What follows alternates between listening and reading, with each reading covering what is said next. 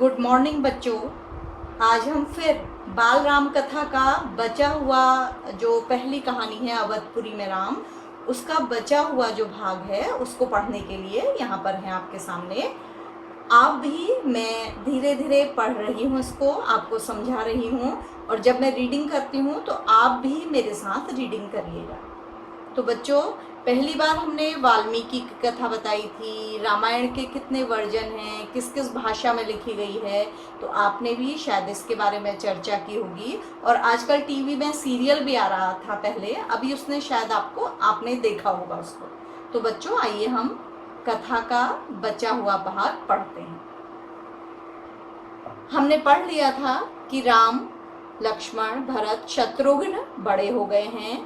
अब उन्होंने पढ़ भी लिया है, शिक्षा दीक्षा हो गई है, उनके विवाह की चर्चा चल रही है। तो उससे आगे की कहानी मैं पढ़ती हूँ आपके सामने। महाराज दशरथ भी ऐसा ही चाहते थे, मतलब जो लोग विवाह की चर्चा कर रहे थे तो महाराज दशरथ भी चाहते थे कि अब उनके पुत्रों का विवाह हो जाए। अपनी संतानों के लिए सुयोग्य वधुएं मतलब उनकी पत्नियां, परिजनों में चर्चा पहले से ही हो रही थी। रिश्तेदार, उनके आसपास के जो लोग थे वो भी सोच रहे थे ऐसा।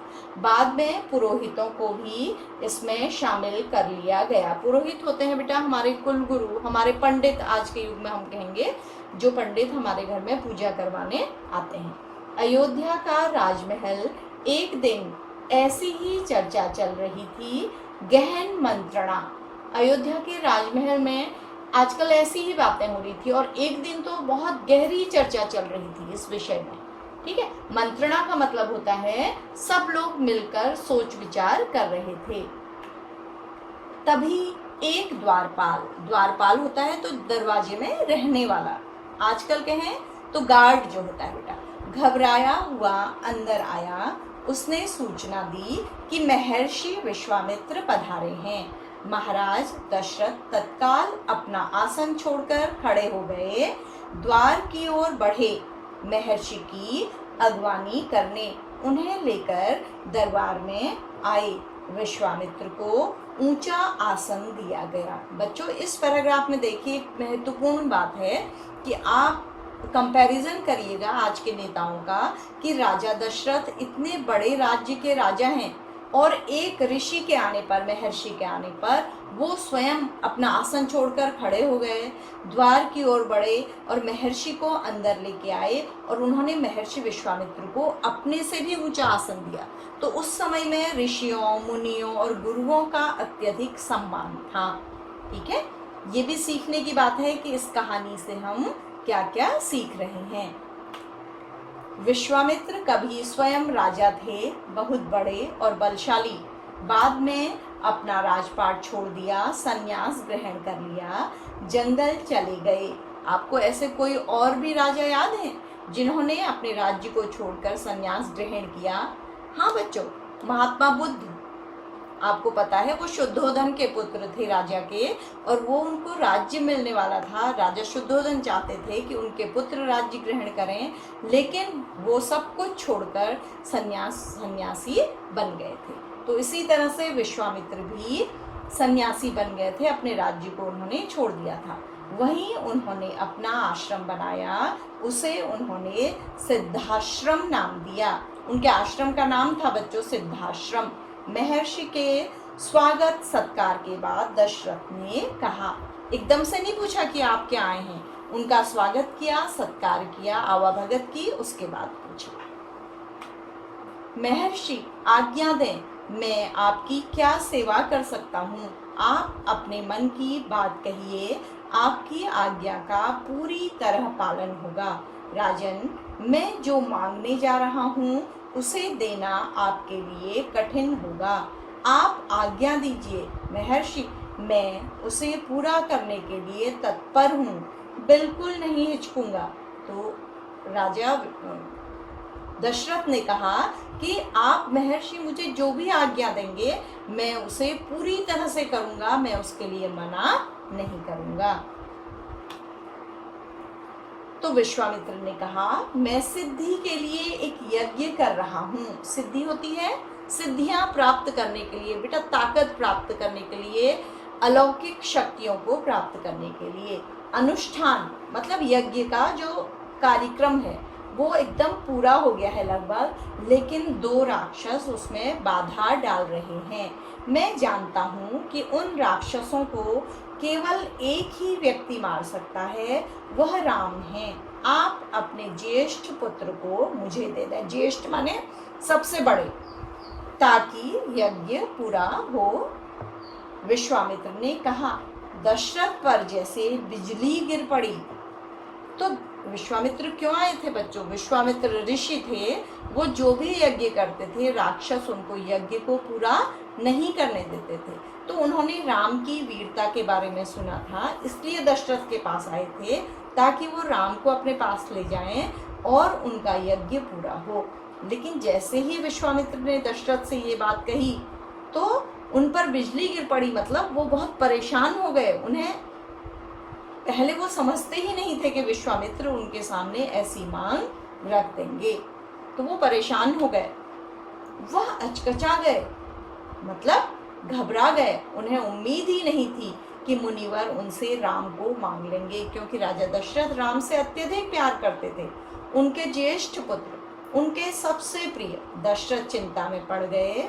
विश्वामित्र दशरथ की दुविधा समझ रहे थे। दुविधा मतलब मन में दूं, ये काम करूं या न करूं, इस तरह की जो 2 भावनाएं होती हैं, क्योंकि वो चाहते नहीं थे राम को भेजना, लेकिन वो विश्वामित्र से मना भी नहीं कर सकते थे। उन्होंने कहा, मैं राम को केवल कुछ दिनों के लिए मांग रहा हूँ। तो विश्वामित्र ने कहा, मैं हमेशा के लिए राम को नहीं ले जा रहा हूँ, मैं राम को थोड़े दिनों के लिए ही मांग रहा हूँ। यज्ञ 10 दिन में संपन्न हो जाएगा। महाराज दशरथ दुखी हो गए। पुत्र वियोग, वियोग होता है बेटा अलग रहना, की आशंका से, आशंका होता है भय से, कांप उठे, डर गए। दरबार में सन्नाटा छा गया, क्योंकि सब लोग जानते थे कि दशरथ अपने ज्येष्ठ पुत्र राम से अत्यधिक प्यार करते हैं। दशरथ की दशा देखकर मंत्री चिंतित थे, पर चुप थे। महर्षि वशिष्ठ शांत थे। महर्षि वशिष्ठ कौन थे बेटा? दशरथ के कुलगुरु। इतने में दशरथ कांप कर बेहोश हो गए। होश आया तो डर ने उन्हें फिर जकड़ लिया।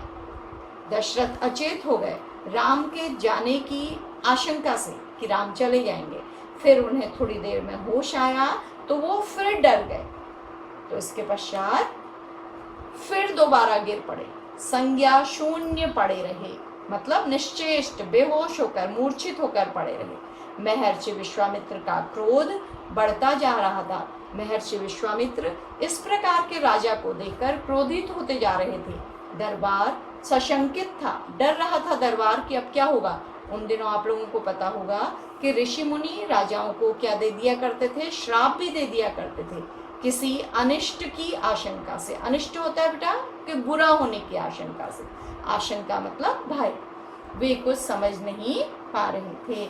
महर्षि और महाराज के बीच संवाद में कुछ बोलना उचित भी नहीं था, तो दरबार के अन्य लोग उन दोनों के बीच में कुछ बोल भी नहीं सकते थे। संवाद होता है बच्चों वाद विवाद, कि मैंने कुछ कहा और आपने कुछ उत्तर दिया, मैंने कुछ कहा आपने कुछ उत्तर दिया।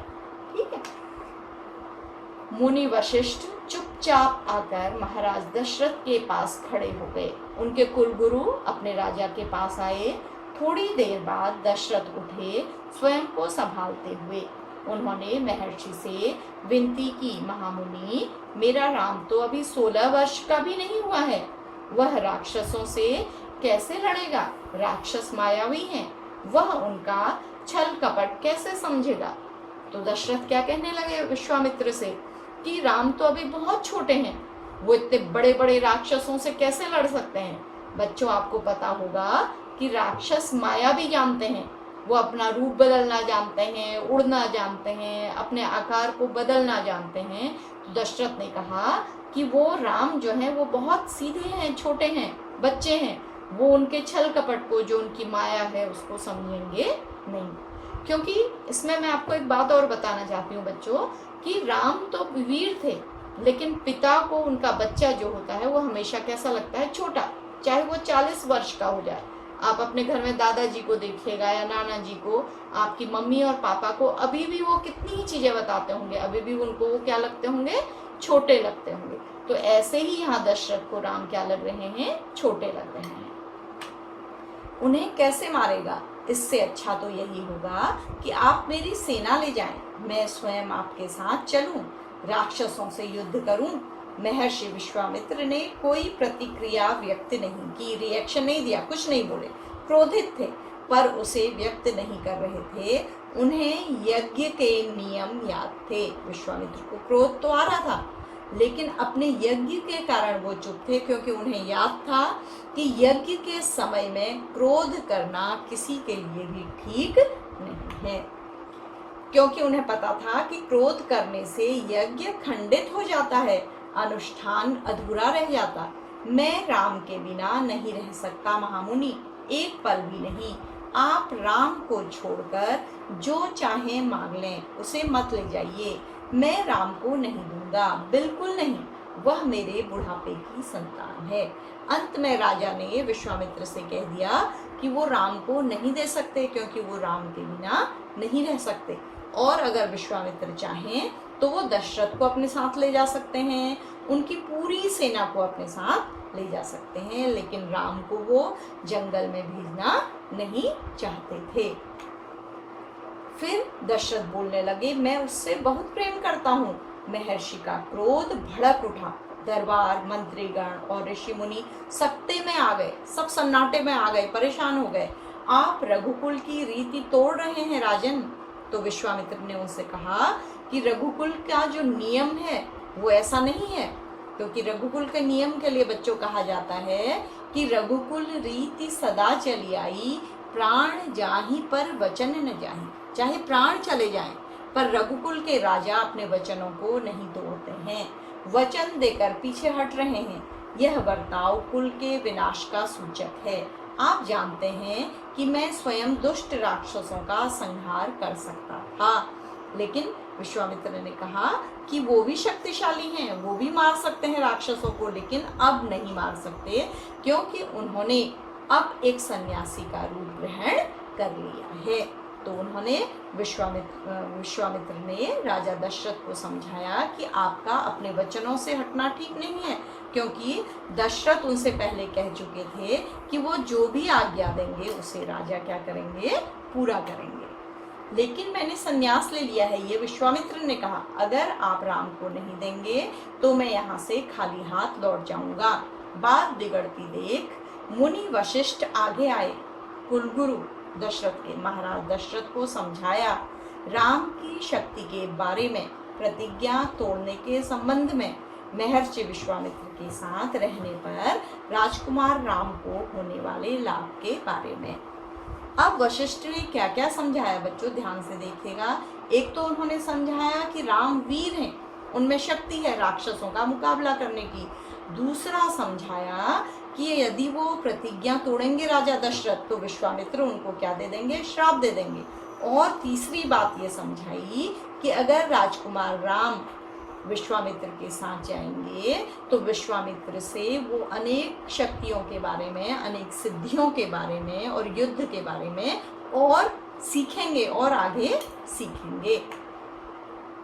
राजन, आपको अपना वचन पूरा करना चाहिए। ये वशिष्ठ ने राजा दशरथ से कहा। रघुकुल की रीति यही है, प्राण देकर भी आपके पूर्वजों ने वचन निभाया है। आप राम की चिंता न करें, महर्षि के होते हुए उनका कोई कुछ नहीं बिगाड़ सकता। महाराज दशरथ की चिंता कुछ कम हुई, पर मन अब भी खिन्न था मतलब परेशान था। तो विश्वामित्र ने फिर समझाया कि आपके जो सूर्यवंश है, आपका जो आपका रघुकुल है, उसमें आपके पूर्वजों ने जब भी वचन दिया है तो उसे पूरा निभाया है, इसलिए आपने विश्वामित्र को जो वचन दिया है उससे आप हट नहीं सकते। और ये भी समझाया कि विश्वामित्र बहुत सिद्ध ऋषि हैं, उनके साथ जाने पर राम को कोई नुकसान या कोई हानि नहीं होगी।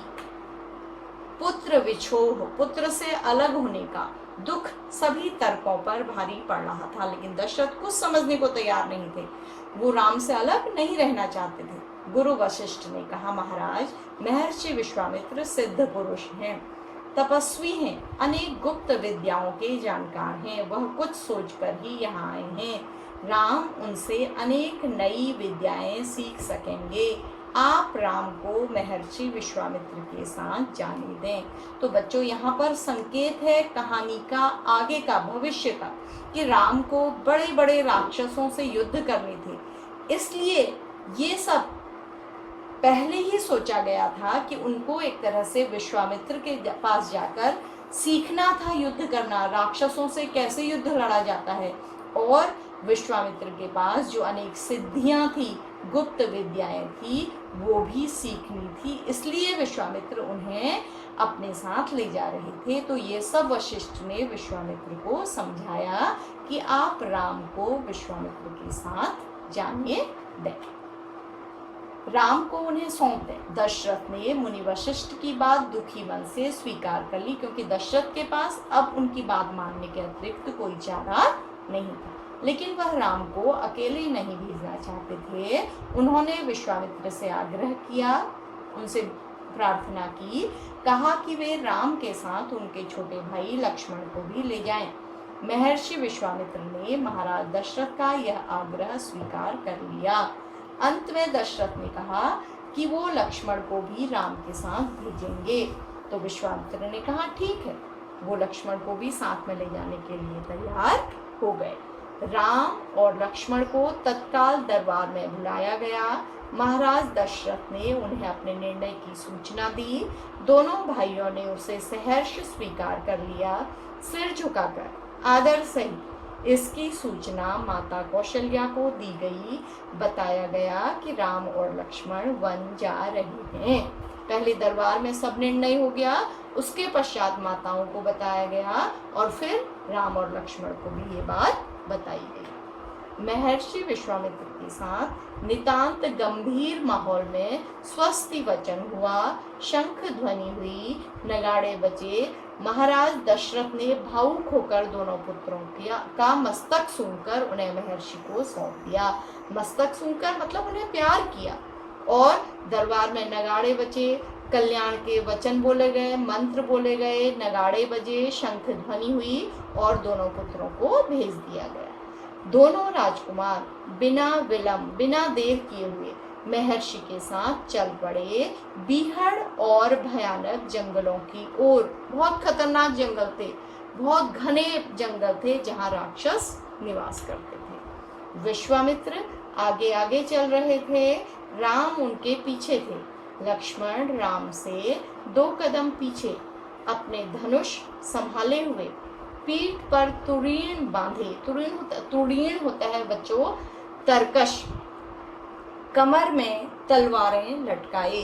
इस तरह से उन्होंने वीर योद्धा का पूरा वेशभूषा पहन रखी थी। अपने धनुष बाण हाथ में लिए थे और तरकश में बाण संभाले हुए थे, और वो विश्वामित्र के पीछे पीछे चल रहे लगे। तो इस तरह से बच्चों ये कहानी यहीं पर समाप्त हो गई, आपकी पहली कहानी।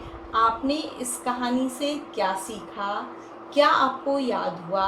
मैं एक बार आपको इसका सारांश बताती हूँ कि इसको आप कैसे याद कर सकते हैं बच्चों, छोटे छोटे शब्दों में, वाक्यों में बांटकर। जैसे पहले भव्य अयोध्या का वर्णन किया गया है, फिर दशरथ के राज्य की संपन्नता का वर्णन किया गया है, फिर दशरथ के निसंतान होने के दुख का वर्णन, फिर उनके यज्ञ का वर्णन, फिर उनके 4 पुत्रों के उत्पन्न होने का वर्णन, उनकी शिक्षा दीक्षा का वर्णन, उसके पश्चात उनके विवाह की चर्चा, और फिर दरबार में ऋषि विश्वामित्र का आना, राम को अपने यज्ञ की रक्षा के लिए मांगना, दशरथ का परेशान हो जाना, वशिष्ठ का समझाया जाना, तथा राम के जो लाभ मिलेगा राम को युद्ध में जाकर, उसके बारे में बताना, और अंत में दशरथ का राम के साथ लक्ष्मण को भेजने का प्रस्ताव रखना, विश्वामित्र का मानना, और दशरथ के दोनों पुत्रों का शंख ध्वनि, नगाड़ों की ध्वनि और आशीर्वचन के साथ विश्वामित्र के पीछे पीछे चले जाना। इस तरह से यह कहानी आपकी पूरी हो गई है। आपको इस कहानी में केवल एक प्रश्न लिखना है जो मैंने आपको पहली कक्षा में बताया है। तो बच्चों, इस तरह से हमारी कहानी का ये दूसरा भाग भी आज समाप्त हो गया है। अब आपकी अगली कक्षाओं में आपकी दूसरी कहानी आरंभ की जाएगी।